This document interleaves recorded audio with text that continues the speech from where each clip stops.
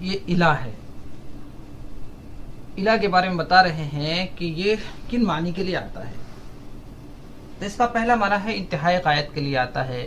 الہ انتہائی غایت کے لیے آتا ہے. جس طریقے سے من ابتدائی غایت کے لیے آتا تھا ویسے ہی الہ انتہائی غایت کے لیے آتا ہے. اور یہ مکان کے لیے بھی استعمال ہوتا ہے اور زمان کے لیے بھی استعمال ہوتا ہے. تو مکان میں الہ انتہائی غایت کے لیے آتا ہے، جیسے سرت من البصرۃ الی الکوفہ، میں بصرہ سے کوفہ تک چلا. تو الہ یہاں پر انتہا کو بتا رہا ہے. وللمصاحبۃ، اور مصاحبت کے لیے آتا ہے. مصاحبت کا مطلب ہوتا ہے ساتھ کا معنی دینا، یعنی مع کے معنی میں ہوتا ہے. جیسا کہ اللہ تعالیٰ کا قول ہے لا تاکلوا اموالہم الی اموالکم، تم ان کے مالوں کو اپنے مالوں کے ساتھ نہ کھاؤ.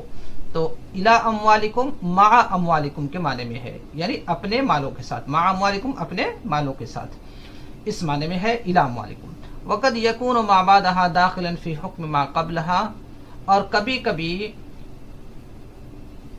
الہ کا ما بعد اس کے ما قبل کے حکم میں داخل ہوتا ہے. کبھی کبھی ایسا ہوتا ہے کہ الہ کے بعد جو لفظ آ رہا ہے وہ الہ کے ما قبل والے حکم میں شامل ہوتا ہے، یعنی الہ سے پہلے والے حکم میں شامل ہوتا ہے. ان کان ما بعدها من جنس ما قبلها، اگر الہ کا ما بعد الہ کے ما قبل کے جنس سے ہے، یعنی الہ کے بعد آنے والا لفظ الہ سے پہلے آنے والے لفظ کی جنس سے ہے، تو ایسی صورت میں الہ کے ما بعد، یعنی الہ کے بعد آنے والا لفظ الہ کے ما قبل والے حکم میں شامل رہے گا. جیسا کہ اللہ تعالیٰ کا قول فاغسلوا وجوہکم وایدیکم الی المرافق، اپنے چہروں کو دھو، وایدیکم اور اپنے ہاتھوں کو، الی المرافق کوہنیوں تک.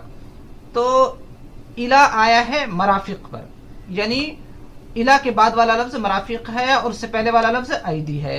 تو ایدی پر جو حکم ہے وہی حکم مرافق پر بھی آئے گا، یعنی مرافق اس کے اندر شامل ہوگا ایدی کے اندر. وجہ کیوں ہے؟ کیا ہے کہ مرافق یہ ایدی کے اندر شامل ہے، ید کے اندر شامل ہے، کیونکہ اگر ہم ہاتھ بولے تو ہاتھ میں کونی بھی شامل ہوتی ہے. تو مطلب یہ ہوا کہ الہ سے کے بعد کا لفظ جو مرفق ہے یا مرافق ہے، اس سے پہلے والا لفظ ید ہے، وہ دونوں ایک ہی جنس ہیں، اس وجہ سے الہ کا ما بعد الہ کے ما قبل میں شامل رہے گا. وقد لا يكون ما بعدها داخلا في حکم ما قبلها، اور کبھی کبھی ایسا ہوتا ہے کہ الہ کا ما بعد الہ کے ما قبل کے حکم میں شامل نہیں ہوتا. ان لم يكن ما بعدها من جنس ما قبلها، اگر الہ کے بعد آنے والا لفظ الہ کے ما قبل یعنی الہ کے پہلے والے لفظ کی جنس سے نہ ہو، دونوں کی جنس کیا ہو؟ الگ الگ ہو. جیسے اللہ تعالیٰ کا قول ثم اتموا الصیام الی اللیل، پھر تم روزے کو پورا کرو رات تک. تو الہ کے بعد آیا ہے لیل کا لفظ، الہ سے پہلے آیا سیام کا لفظ. اور سیام روزہ ہے، روزے کا تعلق کس سے ہوتا ہے؟ دن سے. اور ہم روزہ شروع کہاں سے کرتے ہیں؟ دن سے شروعات ہوتی ہے، دن ہے روزہ اصل. تو دن کے اندر رات شامل نہیں ہے، یہ دونوں ایک جنس سے نہیں ہے.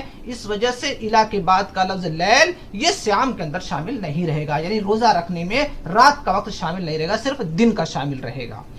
اس کے بعد دوسرا لفظ ہے حرف جر سے، جو مطلب یہاں پانچواں ہے اگلا، حتیٰ ہے. لے انتہائی الغایت، اور حتیٰ آتا ہے یہ انتہائی غایت کے لیے. جس طریقے سے الہ آتا تھا ویسے حتیٰ ہے، لیکن معنی میں تھوڑا سا فرق ہوتا ہے، وہ آگے چل کے میں تھوڑا سا آخر میں بتا دوں گا کیا اس میں فرق ہے. یہ بھی حتیٰ بھی انتہائی غایت کے لیے آتا ہے، اور یہ زمان کے لیے آتا ہے اور مکان کے لیے دونوں آتا ہے. یہ بھی جیسے وہ زمان اور مکان میں استعمال ہوتا تھا، ایسے اس کا بھی انتہائی غایت کے لیے آئے گا اور زمان اور مکان دونوں میں استعمال ہوگا. نمت البارحہ حتی الصباح، میں گزشتہ رات سویا رہا، یا میں گزشتہ رات سویا حتی الصباح، صبح تک. تو یہ وقت کا معنی دے رہا ہے. وفی المکان، اور مکان میں اس کا استعمال ہوتا ہے، جیسے سرت البلد حتی السوق، میں شہر میں چلا بازار تک.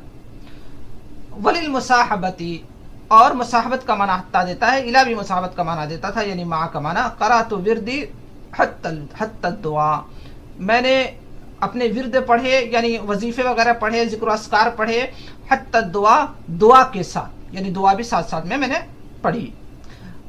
یعنی حتی الدعاء کا معنی ہے مع الدعاء کے. وما بعدها، اور اس کا ما بعد قد یکون داخلا فی حکم ما قبلها، اور اس کا بھی ما بعد یعنی حتیٰ کا ما بعد بھی کبھی کبھی اس کے ما قبل کے حکم میں شامل ہوتا ہے، پہلے والے کے حکم میں شامل ہوتا ہے. حتیٰ کے بعد جو لفظ ہے وہ کبھی کبھی حتیٰ سے پہلے والے لفظ کے حکم میں شامل ہوتا ہے. جیسے اکلت السمک حتی راسها، میں نے مچھلی کھایا، حتی راسها، یہاں تک کہ اس کے سر کو بھی کھایا. تو پتہ یہ چلا کہ حتیٰ کے بعد لفظ راس ہے اور حتیٰ سے پہلے سمک ہے.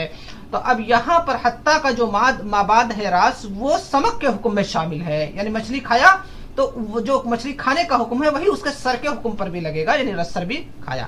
وقد لا یکون داخلا فیہ، اور کبھی کبھی حتی کا مابعد والا لفظ اس کے ماقبل والے حکم میں شامل نہیں ہوتا ہے، جیسا کہ مثال مذکور سے یہ مثال دے رہے ہیں نمت البارحہ حتی الصباح. اس کے اندر آپ غور کریے کہ میں گزشتہ رات سویا، حتی الصباح صبح تک.